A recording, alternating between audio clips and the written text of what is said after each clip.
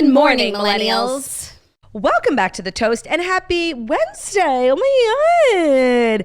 It's hump day. Hope everybody's having a great day thus far. A great day of the week here.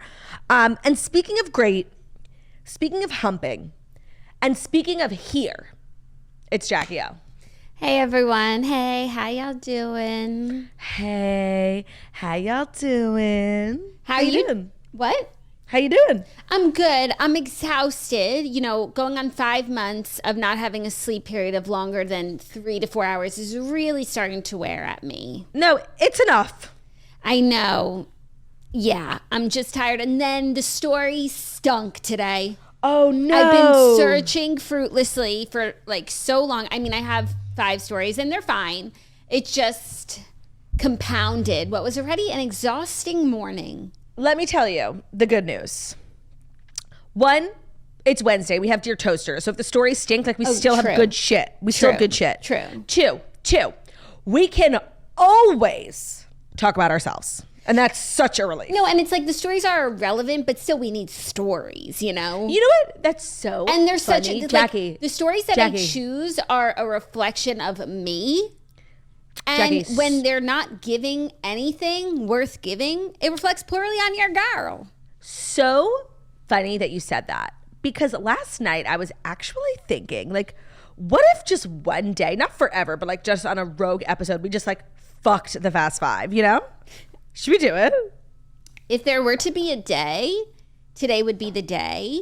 But it actually wouldn't, because sometimes like there's so much to talk about in our personal lives, like a Monday, maybe a long weekend, and we just like have so much to say that we could fuck the Fast Five a little bit. But I feel like today, it's just Wednesday. We caught up yesterday. There's not that much new news. I mean, I actually have like a major life update to share with the group. Can you share with the class? Yeah. Jackie, do I look different to you at all? Well, you're wearing an updo. Oh, well, yeah. I'm wearing my hair in a bun because it's so dirty and I'm going to work out today. But that's not what I was talking about. Well, you do look different, and that's why. Yeah, I guess like that is low-key psychotic of me. I can probably count on my hands the amount of times I've worn my hair up on the show in the last 7 years. Today's probably number 4 or 5. But no, I was talking about my face. A lot of people are talking about like me looking really different. And yes, okay, you caught me. I got a lash lift.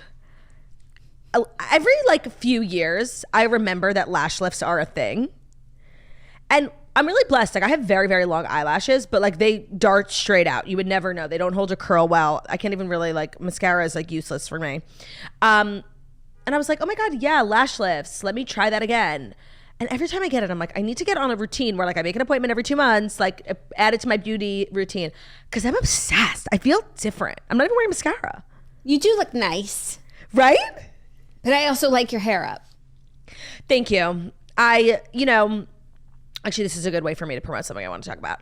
I normally wouldn't wear my hair up. But these days, I'm feeling very confident. I'm on this health journey, this fitness journey, and putting my hair up for, an hour on the podcast, like doesn't scare me as much as it used to.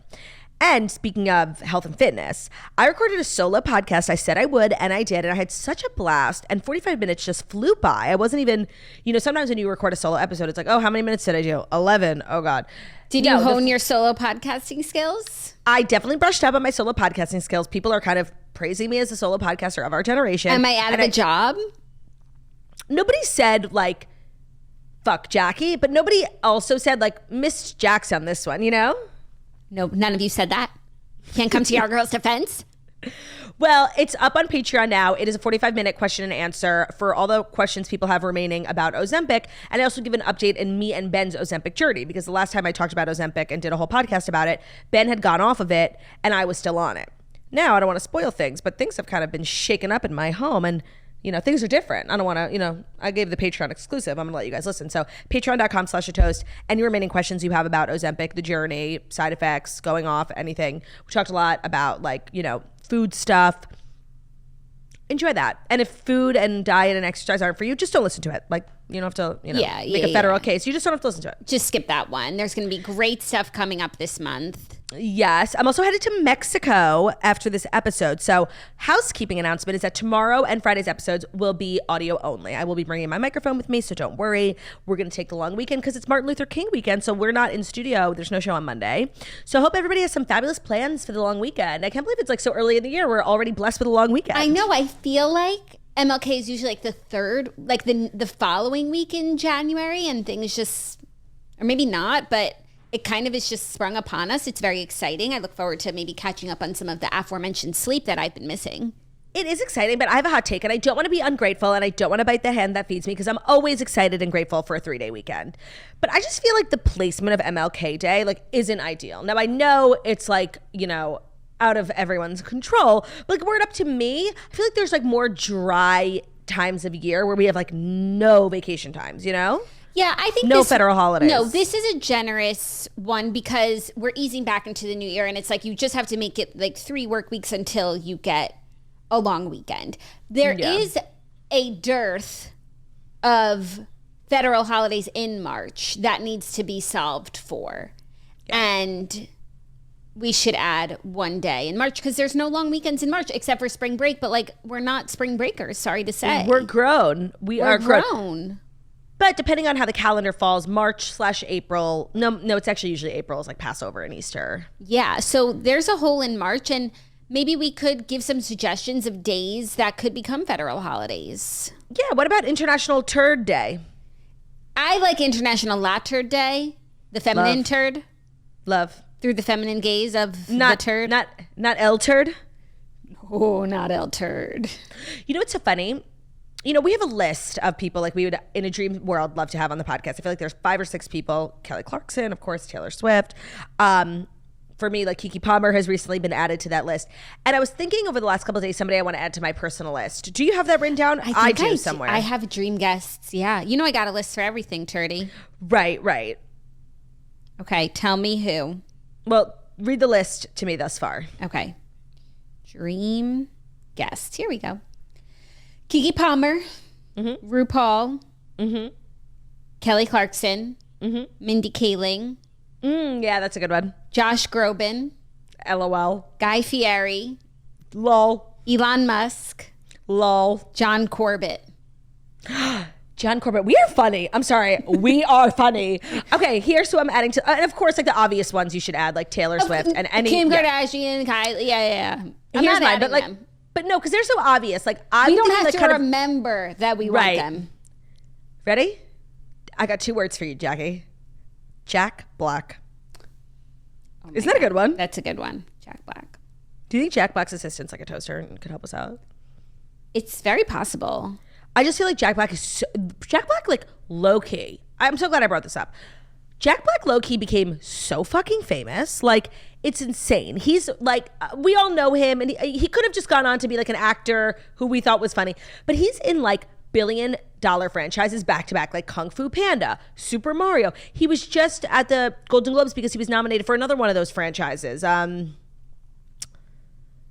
of those Pixar things, like. Oh, wow. He does a lot of voice acting. He's so supremely talented. He's so talented. Honestly, you know what he would be the perfect guest for? Good Guys. Good Guys. Yeah. Oh my gosh, actually, I saw Ben post yesterday a picture of Theo and it said, good boy. I know. Good boy, son of good guy. I know. It was very sweet, very sweet. Quickly back to Good Guys. The reason I thought of it is because me and Ben were in bed like 2 nights ago just talking, and I realized, because I'm obsessed with celebrities. I feel like everybody knows who my favorite celebrities are. I'm like, Ben's like not really in the celeb space. And I think I was asking him like, who's like your role model? Like, who do you love? And he used to think really, really hard and long about it. And he said Jack Black. And I'm like, yes. No, Ben is Jack Black. He's Jack Black coded. Yep. Coded. You know? Yeah. That's a good one though. Yeah. So, anyone you want to add to the list? I'd have to think on it. Sometimes it just like pops up. Like, yeah, where I'm like, I'm desperate to ask pepper this person with questions. Right. And like Jack Black has such a long and illustrious career. Like, I wouldn't even know where to begin. I mean, I would, of course, begin at School of Rock. And I would end at School of Rock, too. Oh, you would? What's your, like, The Holiday? The Holiday is major Jack Black for me. Shallow Hal. I'm so sorry. Shallow. It starts and ends with shallow hell. Yeah. Like how many, that's another, such a random movie we quote all the time. Hey, now she's getting into my Clams Casino.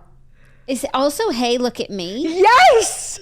Hey, look at me. That's also from Shallow Hal. We were also watching Shallow Hal at like literally 6 years old. We like had it on VHS.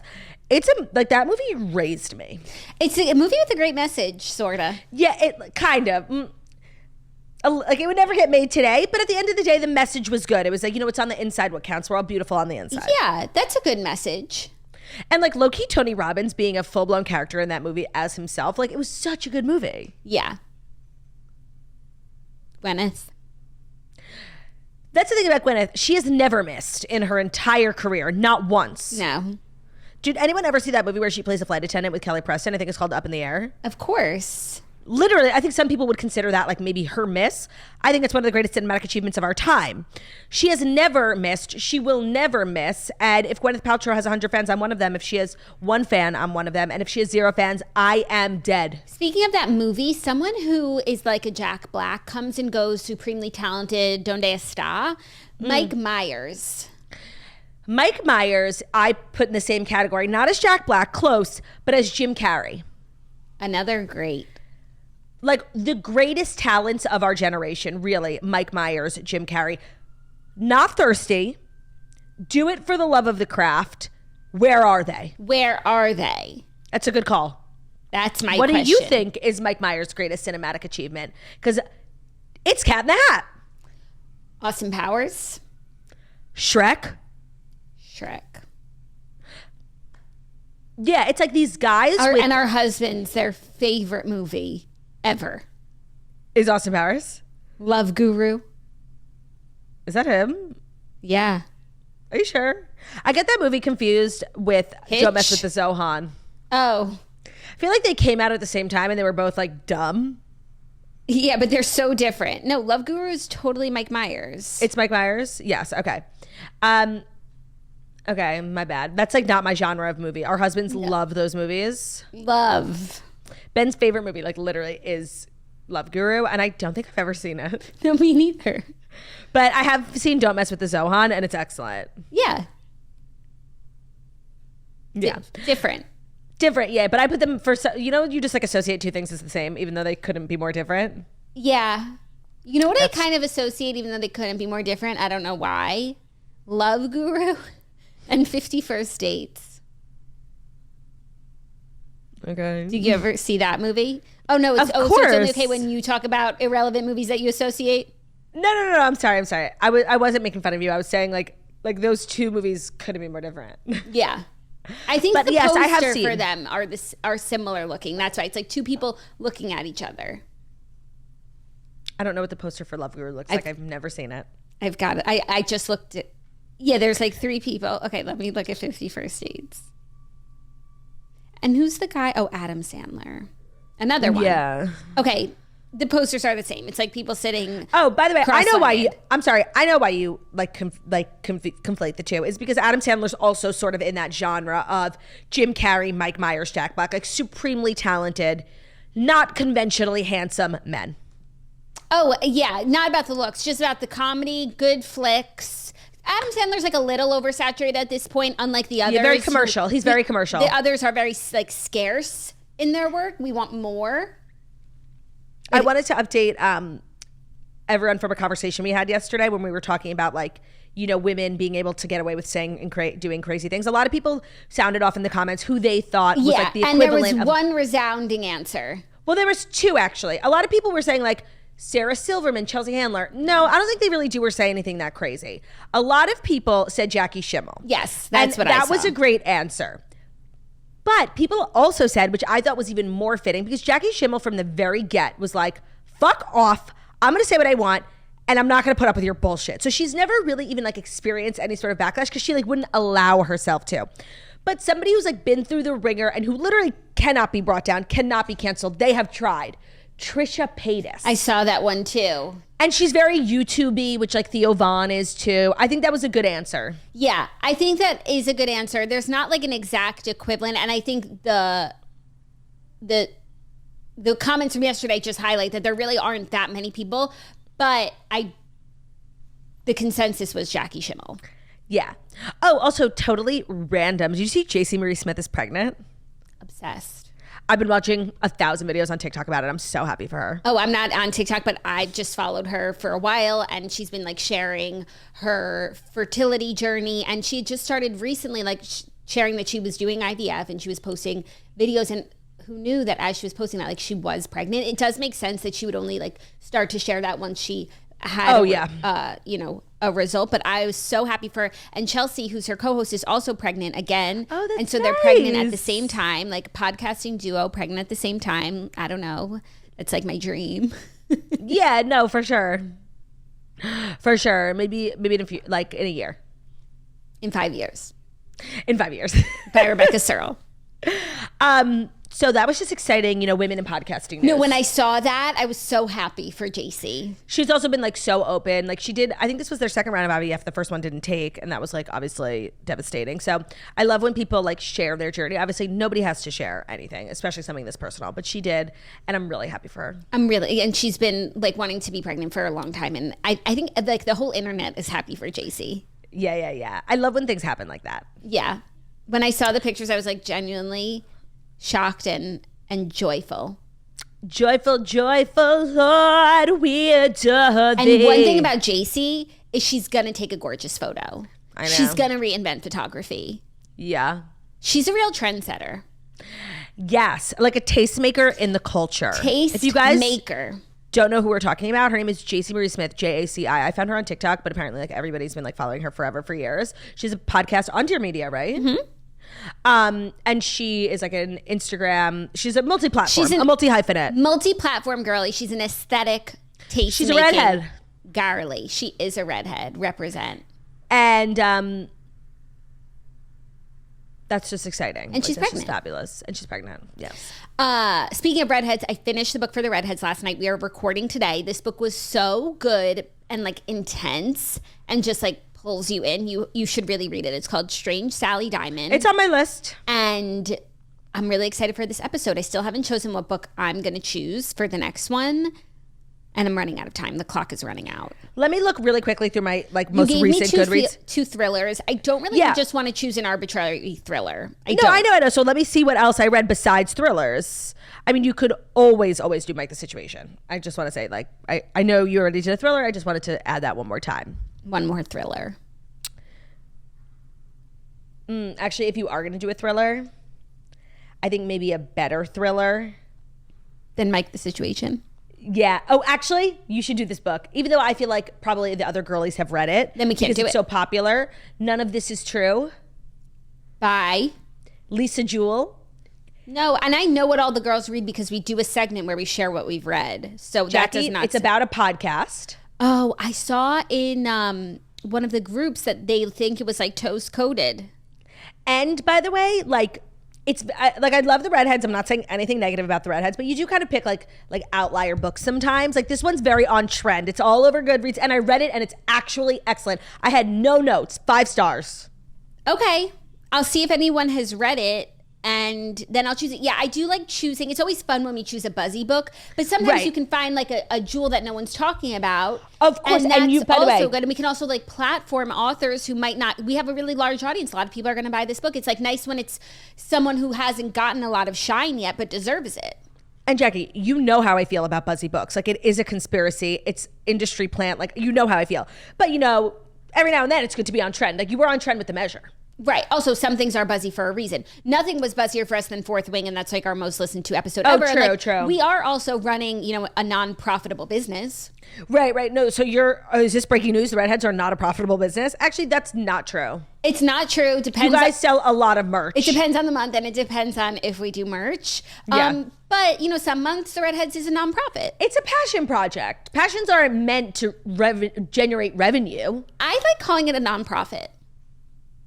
Okay, because you're like doing a service. Yeah, like I run a nonprofit called the Redheads Book Club. You have to get your 501c3 tax classification. Yeah, we give back to the community.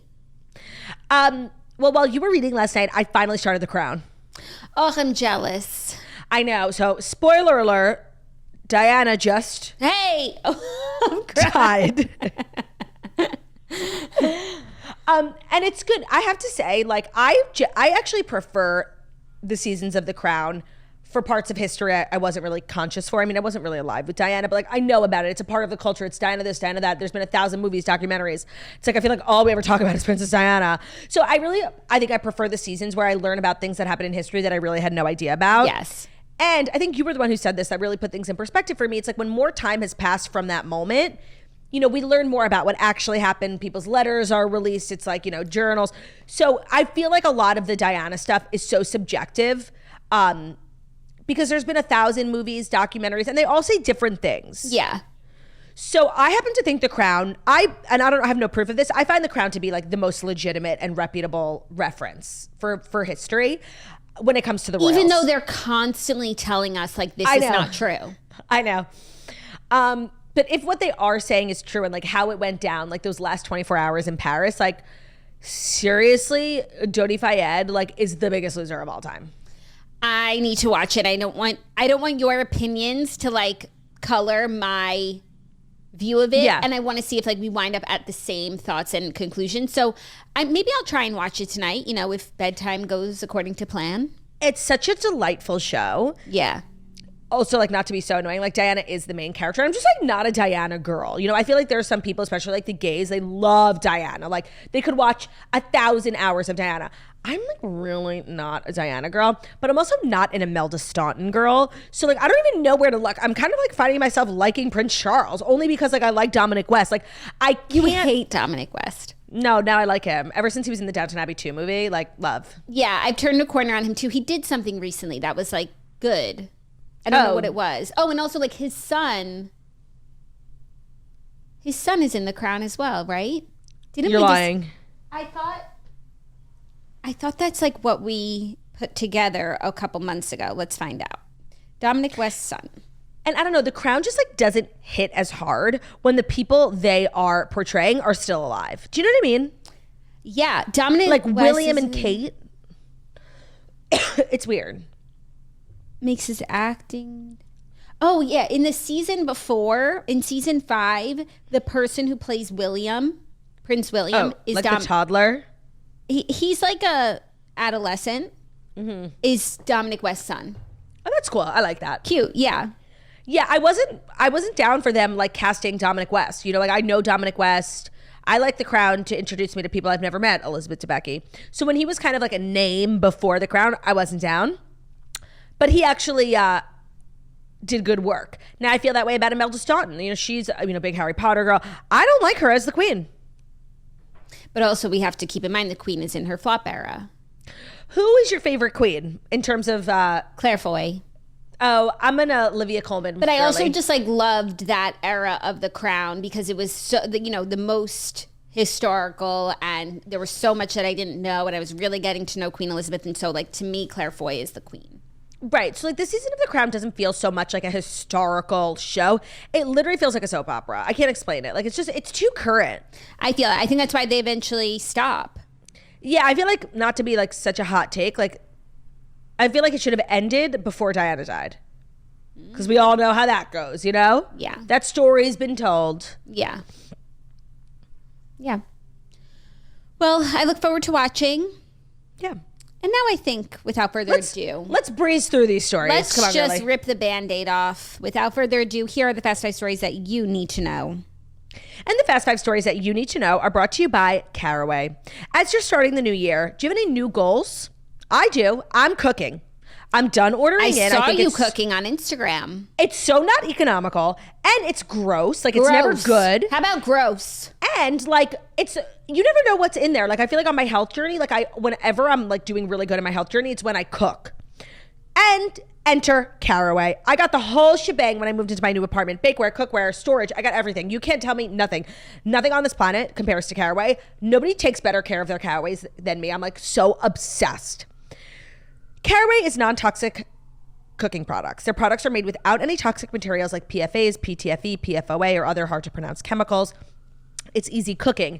Their naturally slick surface means minimal oil or butter for slide off the pan eggs and easy cleaning.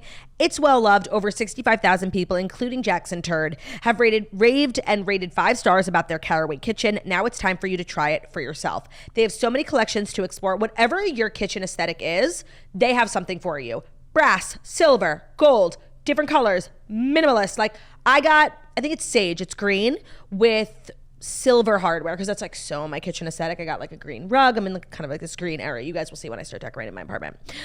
So they have so many collections. There's one for every cook. Visit carawayhome.com/thetoast to take advantage of this limited time offer of 10% off your next purchase. The deal is exclusive for toasters, so visit carawayhome.com/thetoast or use code THETOAST at checkout. Caraway, non-toxic cookware made modern. Today's episode is also brought to you by Thrive Market. Again, goals for the new year, staying healthy, keeping a fully stocked kitchen so you don't have to keep ordering in. Enter Thrive Market, our go-to for all of our grocery and household essentials, and the convenience of getting everything online and then quickly shipped to our doorstep is a huge time saver. They carry brands with the highest quality ingredients and sourcing methods, and they restrict hundreds of ingredients across their food and cleaning categories, so we can use their on-site filters to suit our lifestyle needs. Jackie, I know you get like 3 Thrive Market deliveries a week because you have a family of 4 now. Tell me about that. I love Thrive Market. I love getting my groceries online. I love not lugging huge bags home from the store, and I love that everything on Thrive Market is like vetted as a healthier for you option, made with good ingredients, organic, clean, so you don't have to like go scouring through the ingredients and make sure there's nothing nefarious in there. So you can shop easily with clear conscience. You can sort by dietary preference, vegan, plant-based, whatever it is that you like. And they really have everything. I was just doing my Thrive Market shopping yesterday. I'm excited for some tasty treats.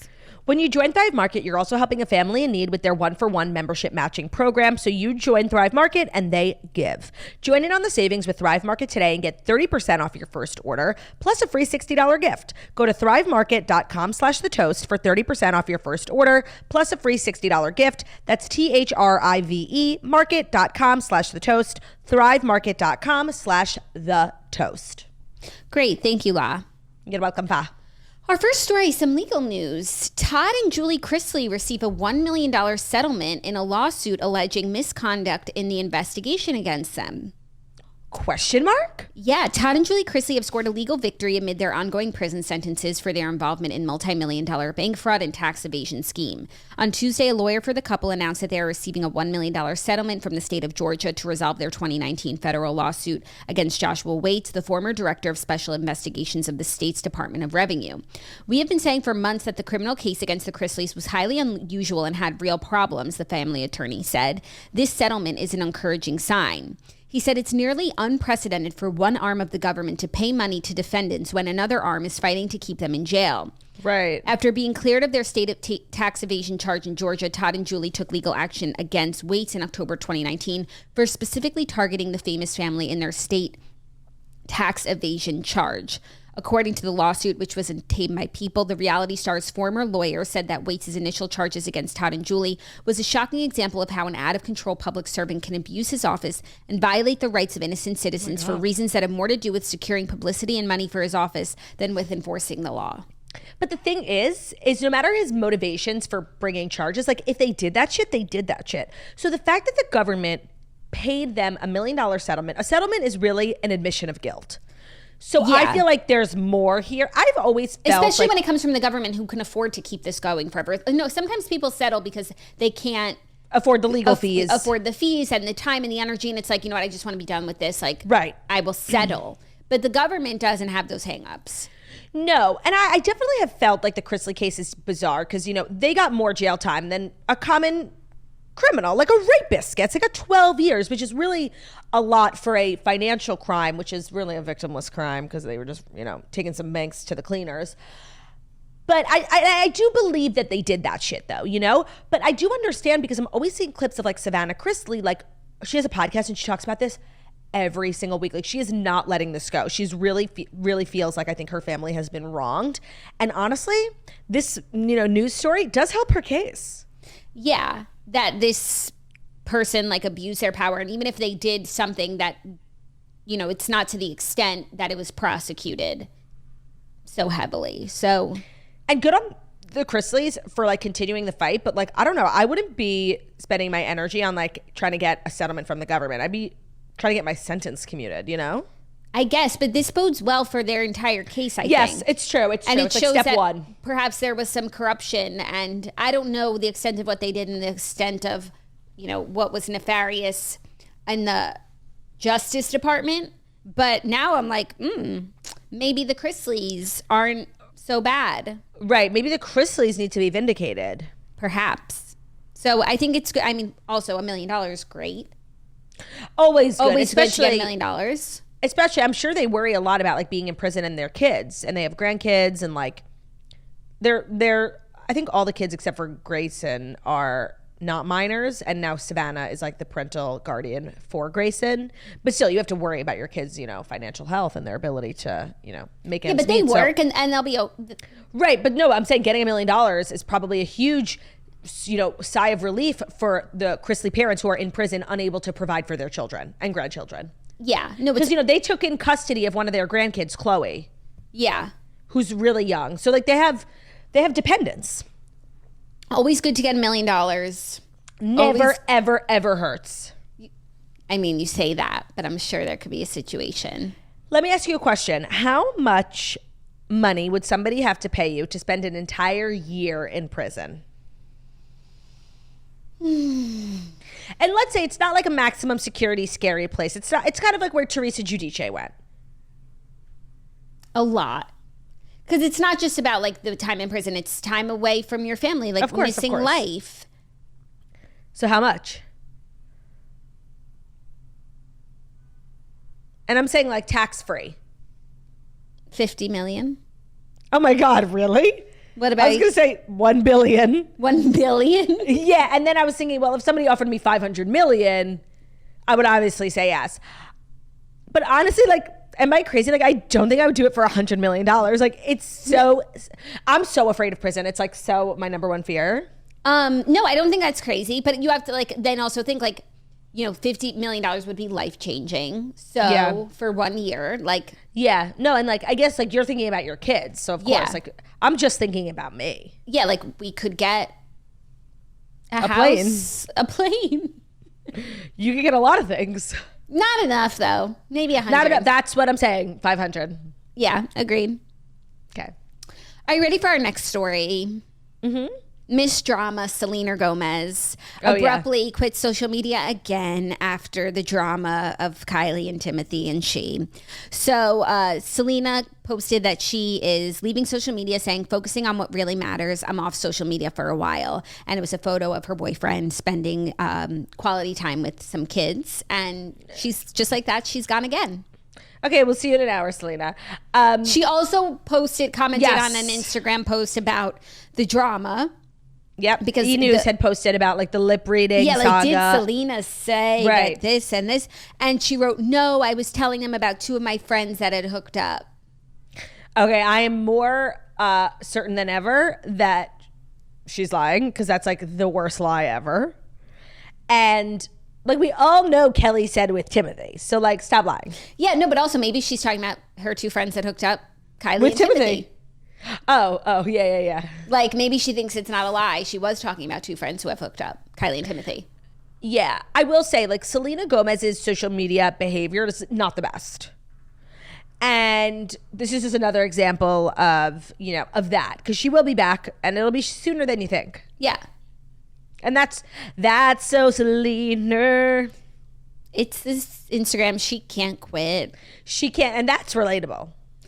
Sort of. But I just want to say, like, that comment, I think, really didn't help her case. They really just shouldn't have said anything because we could all just wonder. We would never know. We would never have hard, cold proof. But her now saying, not only were we not saying that, but I was talking about two of my friends who hooked up. Like, no, you weren't. And now you also, like, look like a liar. No, you weren't. Like, stop. It's bad to lie and, like, for people to know that you told a lie. Yeah, it's so clearly a lie. It just, like, really hurts your credibility. Yeah. Because then it's like, what else is a lie? Yeah, no, by the way, like this was a bad move. That comment was bad. And maybe she got yelled at. And that's why she said she's taking time off of her phone. Yeah, maybe, yeah. But certainly, yeah. That's like so basic. Like, what were you guys talking about? Oh, just like two of my friends who hooked up. Like, tell me you're put on the spot and lying without telling me. But like, she wasn't even put on the spot because nobody expected her to respond. Like No, of course, these are A-list celebrities. They're entitled to have a conversation that stays in private. Right. And we can all just live in speculate. Wonder. Yeah, that's our job. And you like responding is beneath you. Yeah. Well, our next story is very related because another conversation that people think they know what was said that's going viral from the Golden Globes is between Emily Blunt and John Krasinski. Have you seen this? About the weather? About the weather. And now she last night attended the Governor's Awards alone after her conversation with John had gone viral. A conversation that fans are speculating is either about divorce or the weather. Yes. So fans are speculating what Emily Blunt and John Krasinski were talking about while posing for photos on the 2024 Golden Globes red carpet Sunday. I'm sorry. It's insane that like two people, especially like two married people, like can't get a modicum of privacy. Like, it's insane. Agreed. But why would they get privacy on a red carpet? No, I know. But like just in the digital age, the fact that they can't have like a 10-second exchange without it being dissected, it's just like, it's really crazy. Yeah. So who would want to attend an event like this? A few theories have come to the forefront of the guessing game, with some people saying that he's looking to split from Emily. Yes. They said, I've watched this 500 times trying to convince myself he said something other than divorce. They say, I swear he's saying divorce, then other people are saying, he said, I can't wait to get indoors. Yes. So yes, it does look like he's mouthing the word divorce, but then in the whole clip, when somebody transcribes their entire conversation, they are talking about the weather. And I saw a lot of people commenting on the weather at the Golden Globes. It was so windy, like it was cold. So I really do believe, I don't think these two are getting divorced, like period. And I also don't think that's what they were saying. And I think if they were getting divorced, they wouldn't like mention it on a red carpet. They're not a bunch of amateurs. But now, right, and she would have just went by herself, by the way, because he wasn't nominated. And like, it's not common for like a woman or an actor to go by themselves to an award show that only they're nominated for. Yeah, but then she went without him last night, so people are like, is there a divorce? Actually? I don't think so. Also, because it's them. Yeah, no, I actually was thinking about them while they were on TV. I mean, John Krasinski seriously should go to jail for his outfit, but I love these two. And I can't think of a couple, I think, more evenly matched in terms of level of fame and success and like respected. Like, they're both so well respected. I think maybe she's a little bit more. No, people love him. I know. Jack Ryan, The Office, like, but he's kind of TV and she's kind of like silver screen, you know? No, they're really great. And I think they also lift each other up. And also, like, for the stability of the realm, like, these two cannot get divorced. Like, people would not be okay. For the stability of the realm. Yes. No, you're right. People wouldn't be okay. And it's nice. Like, God, my God, like I can't even count on one hand, like the amount of age appropriate long-term relationships in Hollywood. Like, this is good shit. Yeah, no, they are holding up the industry. They're holding up the realm. They're holding up the realm. There's like a couple couples that like people would Nicole not survive. Kidman and Keith Urban. No, that's really just us. No, I'm telling you, people love them. It's not just us. Blake Lively, Ryan Reynolds. I don't feel that way. Like, not personally, but yeah. But the people. The realm. They're the people's couple. They are. I personally like don't ride or die or ship for them, but I understand why people do. Yeah. And again, it's like a well-matched, you know, age-appropriate couple. We stan. Yeah, lots of kids. Very, right. You know. Share a lot on social media. Like, we know what's going on. They leave like funny comments. Oh, see, actually, Ryan Reynolds' social media behavior is part of the reason I don't stan him as a couple. Yeah, but also because we don't watch that movie. Which? You know the one. Ant-Man? No. Deadpool. Is he even in Ant-Man? I'm not sure. I think he plays Deadpool in someone else's movie of Ant-Man. Okay, here are some like married long-term couples in Hollywood that I think people love. They love Tom Hanks and Rita Wilson. Yes, for the stability of the realm, yes. For the stability of the realm. David and Victoria Beckham. Yeah, they should get more credit than they do. I agree. This is a good one like everybody loves. Goldie and Kurt. Yeah, everybody loves. That, they keep the realm stable. Yeah, they are one load-bearing wall of the realm. And people who aren't into like the idea of marriage love Goldie and Kurt because they've been together for like 50 years but never legally married. And they're like, see, Goldie and Kurt did it. Oh, here's another one, like classic. Dak Shepard and Kristen Bell. Classic. Another one, Kevin Bacon and Kira Sedgwick. Very good. Nicole Kidman and Keith Urban are on this list. Faith Hill and Tim McGraw. That's good. I feel like they don't get enough credit either. They don't. Another one that I don't feel like is holding the realm together, but it's nice that they're still married. SJP and Matthew Broderick. Agreed. Like if they got divorced, counts. no one would care. The realm remains unharmed. But we should still be more impressed than we are about how they fared. Yeah. Oh, Cindy Crawford and Randy Gerber. Very good. Oh my God. Not Jada Pinkett Smith and Will Smith being on this list. No, they're not holding up the realm. Also, this list needs to be updated because Hugh Jackman is still on here and we know he's getting divorced. And they were never holding up the realm. Who? Him and his wife, Deborah Lee Furness. Oh, I forgot who we were talking about. Yeah. Okay, I feel like I got them all. Oh, Ellen and Portia. Oh, no, I don't feel that way about Ellen and Portia, but Beyonce and Jay-Z. Yeah. Oh, this is a good one. Freddie Prinze Jr. and Sarah Michelle Gellar. I forget about them. They do their part. They do their part, and I feel like I love them. And they're like legitimizing all the work of the 90s, you know, the fact that they're still together. True. It was all for something. Alicia Keys and Swizz. I'm good without. I'm good too. But wait, this would shake up the realm a lot. Shake it up the realm. Shake it up Chicago. Leslie Mann and Judd Apatow. Yeah. Yep. That's exactly of the elk. That's of the elk. Yeah. That's it. Yep, I got it. List done. That was fun. That was fun. I love lists. Wait, should we make a list? Like celebrity couples that would shake up the realm if they got divorced? That's good because there are probably more than that, what that list has to offer. But we're talking about a very specific type of couple. And you were right. Like Blake and Ryan. Celebrity divorces couples that would shake up the realm. But I feel like I won't know to search that. But I'll put it in. I need all my search words. Okay. John and Emily. Mm-hmm. Blake and Ryan. Leslie and Judd. Is that it? There was one other couple in there Dax and Kristen. Yes, so classic. I stand by Nicole Kidman and Keith Urban, but it's up to your discretion if you want to put them on the list. I just don't think people like have enough taste to feel as strongly about them as we do. That's fair. That's totally fair. They're kind of like our little thing. Yeah, like we kind of invented them. Yeah. Are you ready for our next story? Speaking of couples. Yeah. Simone Biles is on the cover of Vanity Fair, and her husband is giving a few quotes, including insisting again that he had no clue who she was before they met.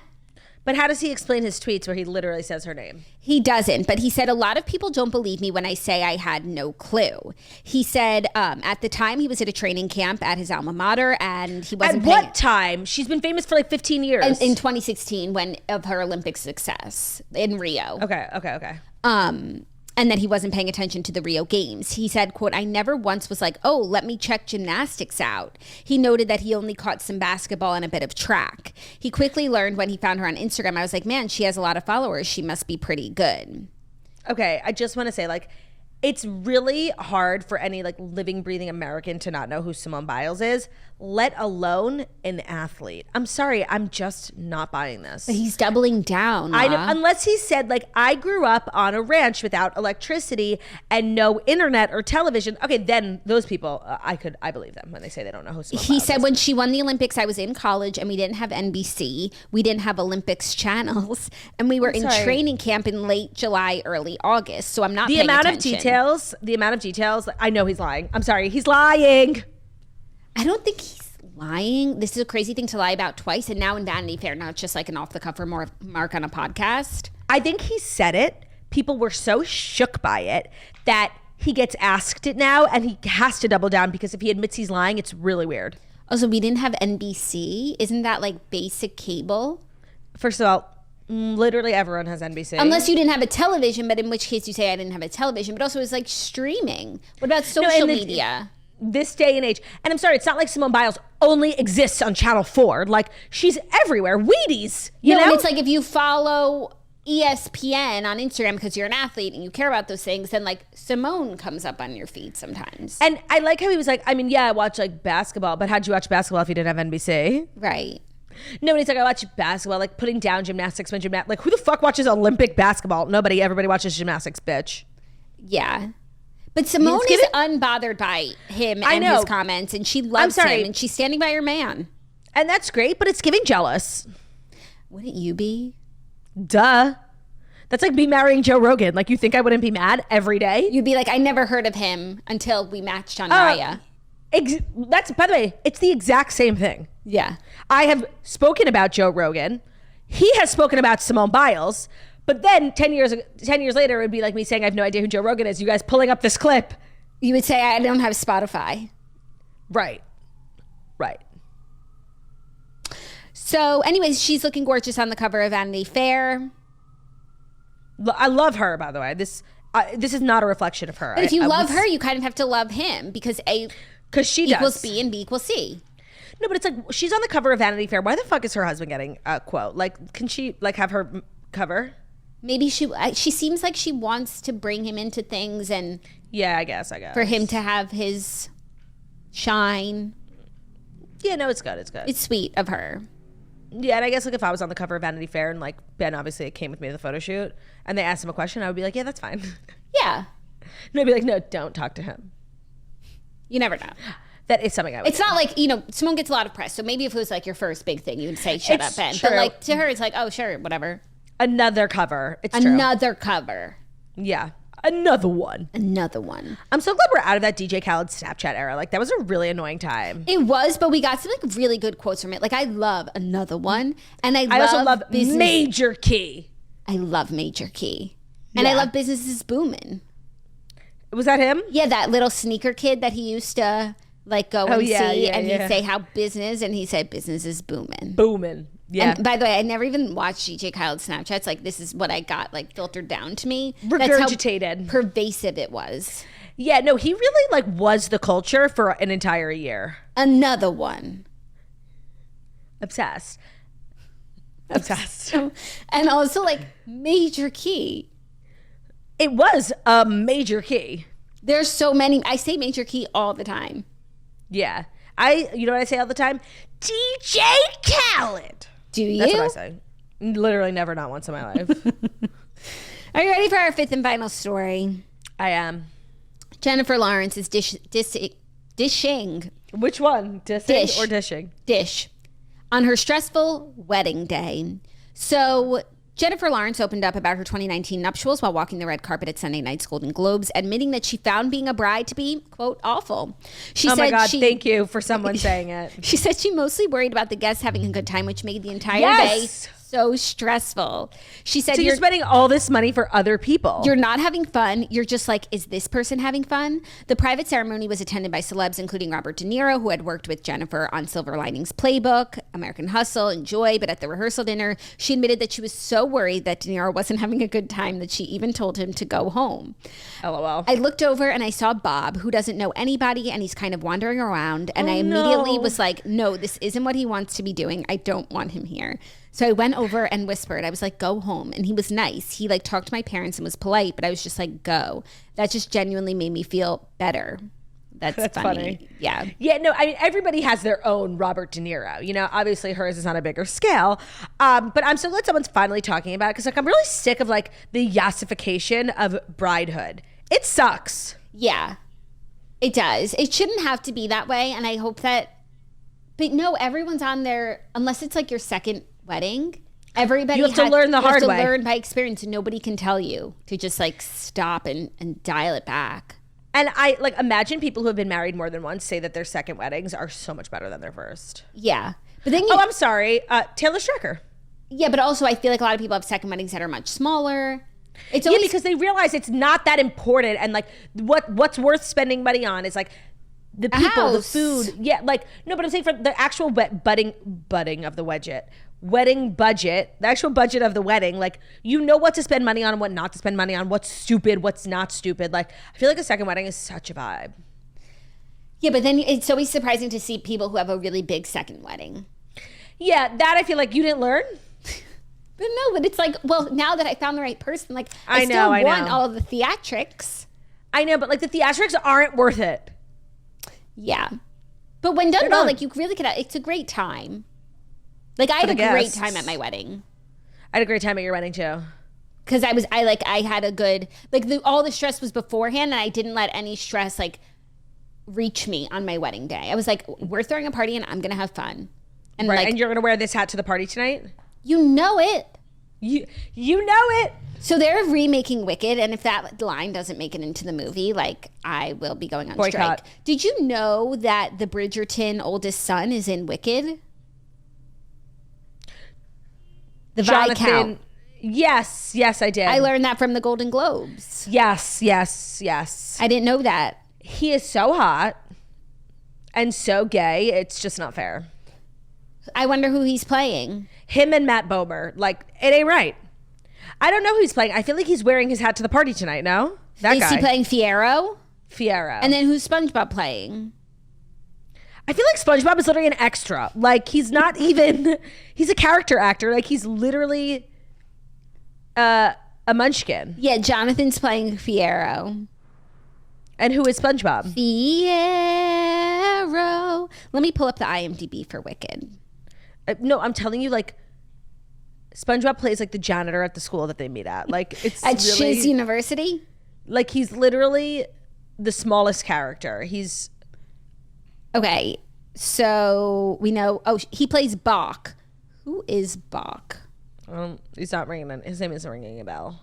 Oh, is he the one who she sets up her sister with? I'm not gonna lie. Like, I need to refresh my Wicked. He's the Munchkinlander man. What did I say? Munchkin. Who was Elphaba and Glinda's friend during their time at Shiz.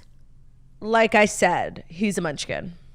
Yeah, I do think he gets like together with the sister, and then that's why she's like, you should wear this hat to the party night. Something like that. Okay. Those are the Fast Five. Yeah, he's and we Nessa's have love interest. I think I saw Wicked once in the way. By the way, I was gonna say, like, I've seen Wicked like 4 times. Like, the last time was like maybe 2 years ago. Like, and I know Elphaba, Glinda, and the Wizard. You did see it recently. Yeah, with Jessica Biles, because she invited me backstage and painted my hand green, and I got to go like on the stage and stuff. I haven't seen it since childhood, but so much of it stuck with me. Kayala and I'll stand there with the wizard, feeling things I've never felt, and though I'd never show it, I'd be so happy I could melt. And so it will be for the rest of my life, and I want nothing else till I die, held in such high esteem. When people see me, they will scream for half of Oz's favorite team, the Wizard and I. No, that was so good. And let me also say, since quitting my vape, I can sing so much better.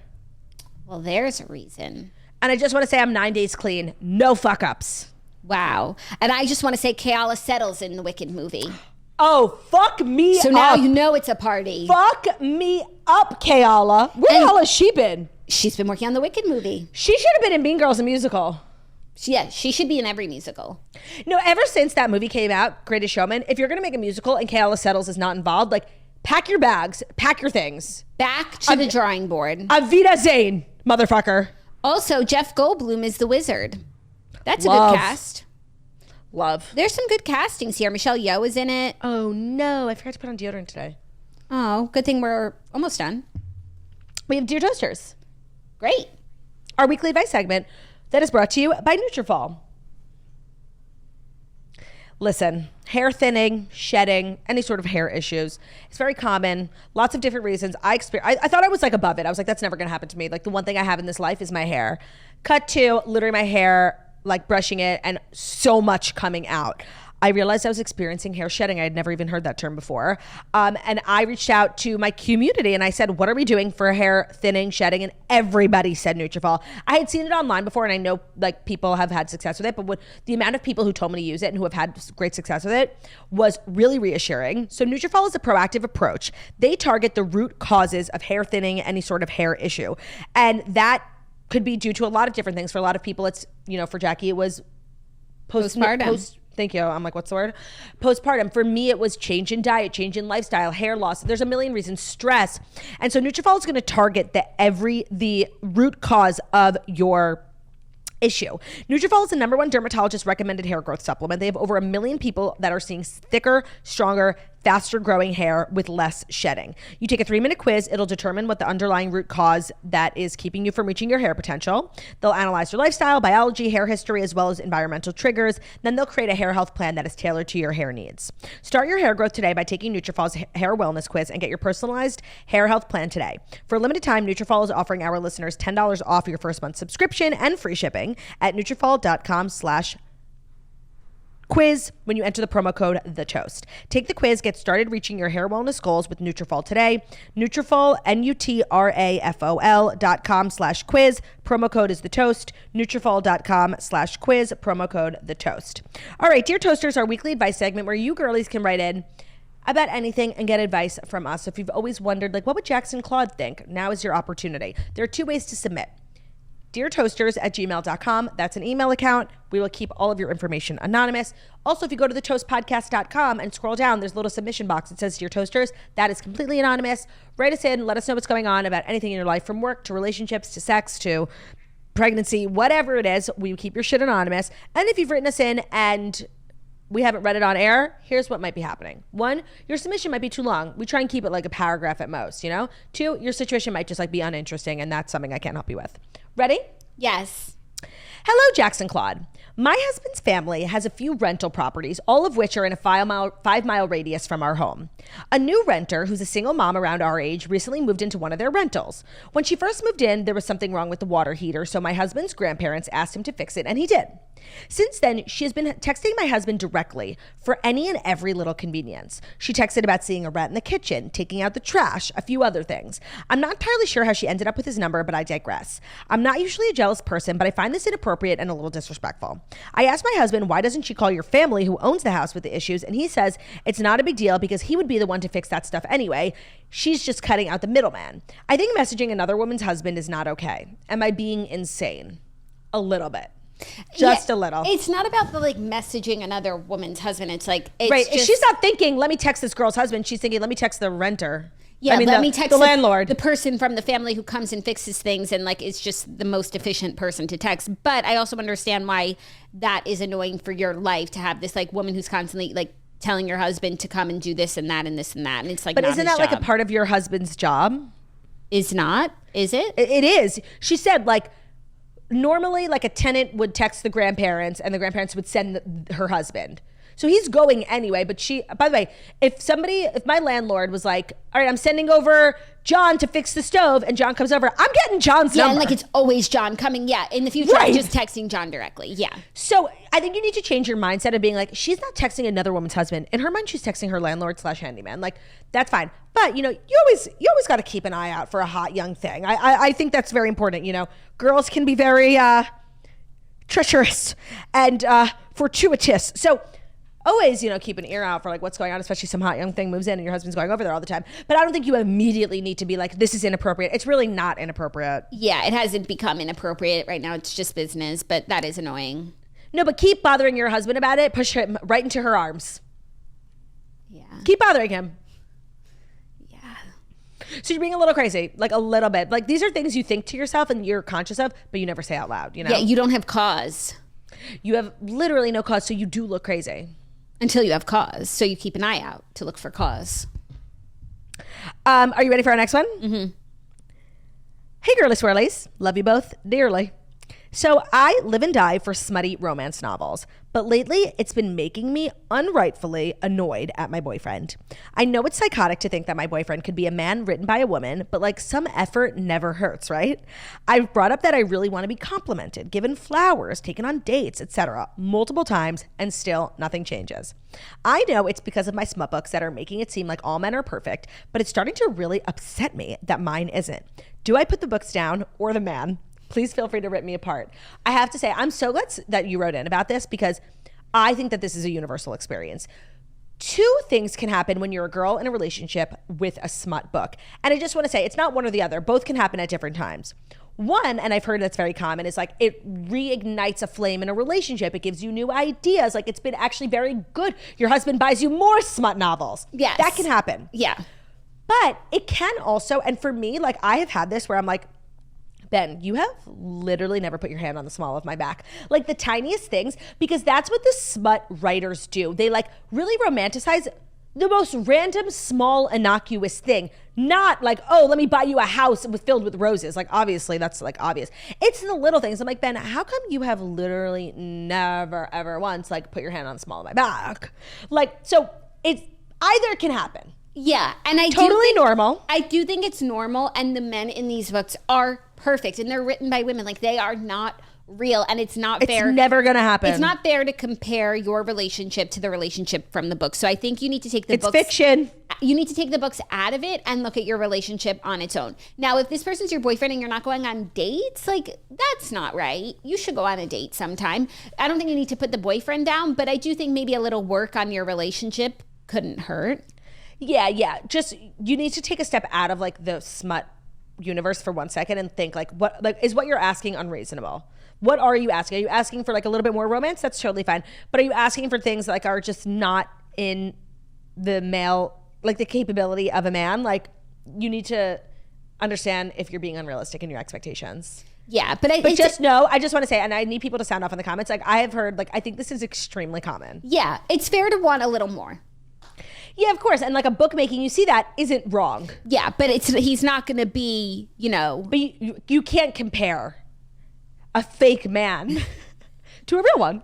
You can't, especially a fake man written by a woman who like knows. No, for the sole purpose of like romance. I think we should start reading like romance novels written by men so we can no thanks. Get some reality. Yeah, it's just gonna be like blowjobs. You think? No. Are there romance written by men? You knew what I was saying. I do, but can you repeat that? I think everyone knew. Are there romance novels written by men? I'm sure that they are out there. I have never heard of one. I've never seen another human being reading or recommending. Popular, successful, good romance novels. Okay. No. Just like, it's for the girls. It's for and by the girls. Like, please, fuck off. I feel like they're gonna see, you know, women like Colleen Hoover, Tessa Bailey, Lucy Score like making a lot of money, and like now men are gonna try. Fuck off. Like, can we have one thing? Yeah. But I do think sometimes I feel that way, and that's why sometimes I can't read these books. It's like so unrealistic and like I know. It is unrealistic. Yeah. But that's why we love it. Yeah, that's true. But not if it's affecting your real life in a negative way. Not if it's in a negative way. Right, because people read fantasy books like Iron Flame and no one's expecting like a dragon to take them to work the next day. Like, you understand like this is fantasy. Yeah. You have to go into smut with that understanding as well. Yeah, it's true. I am obsessed with our third and final Dear Toasters. Like, you couldn't have written a Dear Toasters more perfect for me, okay? Okay. I consider myself a pretty traditional girly. I've always envisioned taking my husband's last name when I get married. Now I have fallen in love. He is an absolute pea-jam. We're getting married next year. Just one tiny problem. His last name is Doody. No. How does it spelled? Doody.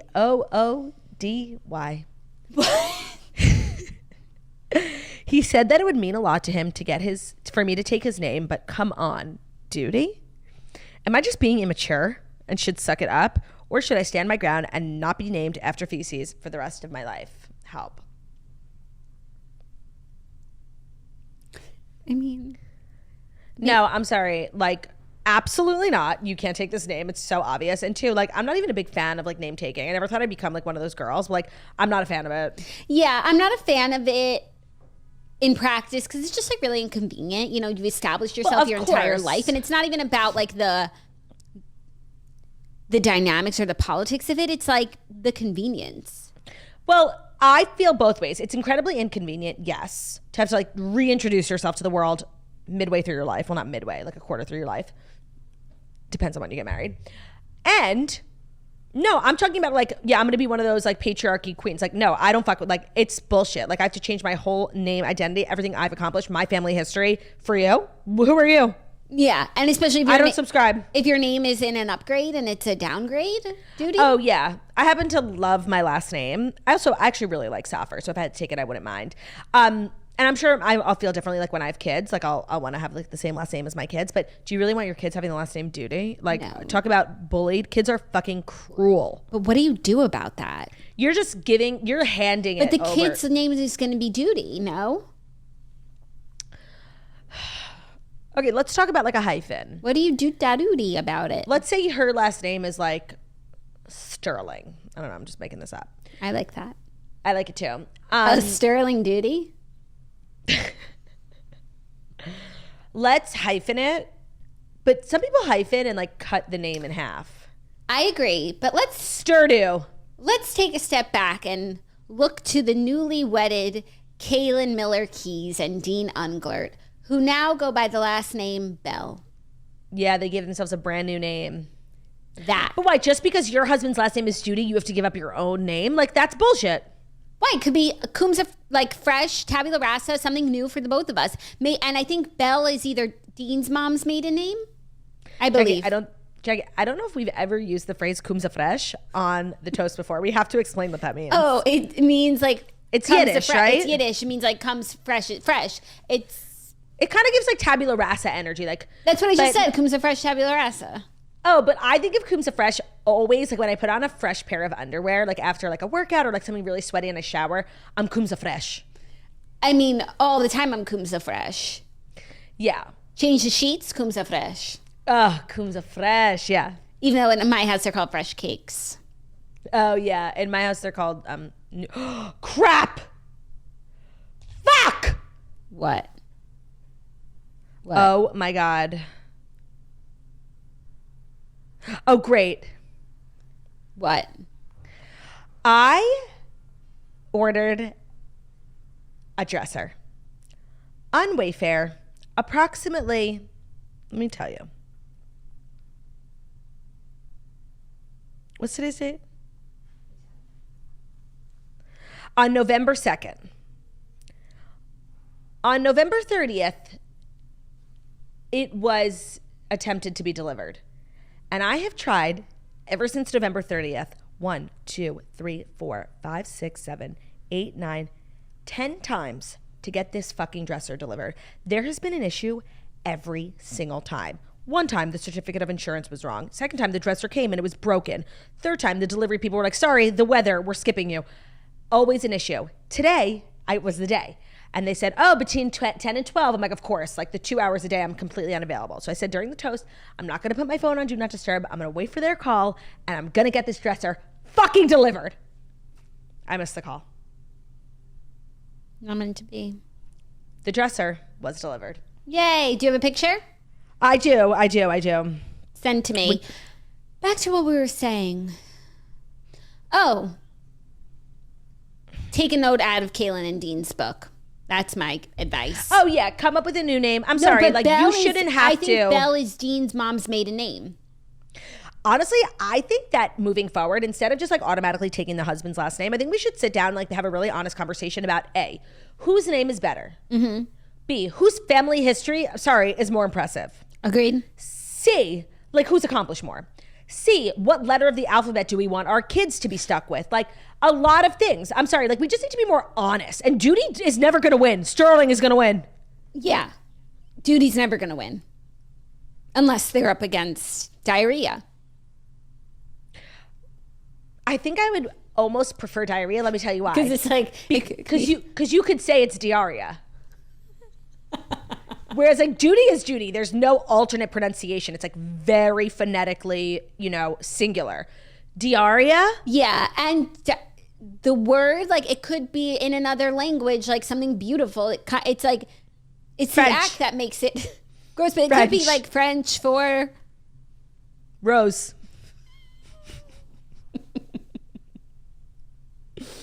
It could be French for rose. And if you say it with an accent, like you're golden. Diarrhea.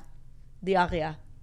And that's something that like over time could be spelled differently. I think that's what happens to last names over the years. They like get changed. That happened at Ellis Island. 100%. And there are like cultural factors that change last names forever. Families that have, 100-year history, they come to Ellis Island. It's chopped in half. It's changed. It's made to be like more Anglo. And I think we're at that kind of time in history right now where it's like gender dynamics are changing. Why should the woman always take the man's name? Let's make a change. Love. Love, love, love. I love that. Diarrhea it is. Diarrhea. Thank you to everyone who wrote in. Just a reminder, deartoasters@gmail.com is where you can submit. We're running low on submissions because, like, honestly, not to be rude, like some of them stink. So send us some new submissions, either deartoasters@gmail.com or our website, thetoastpodcast.com. Thank you to everybody who wrote in. Also, if you've written in recently and we've read your submission on air and we gave you advice and you either took it or chose to ignore it, which is totally fine, send us an update. What went on? What happened? Right in the subject line, update, so we can find it. That's our show. Tomorrow and Friday's episodes are both podcast only, so YouTube girlies, gird your loins. Thank you so much for listening to The Toast. Thank you so much for listening to The Toast, the Millennial Morning Show, where we deliver the fast 5 stories that you need to know every Monday through Friday on YouTube. So if you're watching us on YouTube, please feel free to subscribe and give this video a thumbs up. We're also available as podcasts anywhere podcasts can be found. So Spotify, iTunes, Stitcher, Public Radio, iHeartRadio, CastBox, all the places. Wherever you listen to podcasts, find us, The Toast, leave a 5-star review about how beautiful, stunning, and wickedly talented we are. Hope you guys have an amazing, incredible, beautiful, stunning, and smart day, and we'll see you tomorrow. Love ya. Love ya. Bye.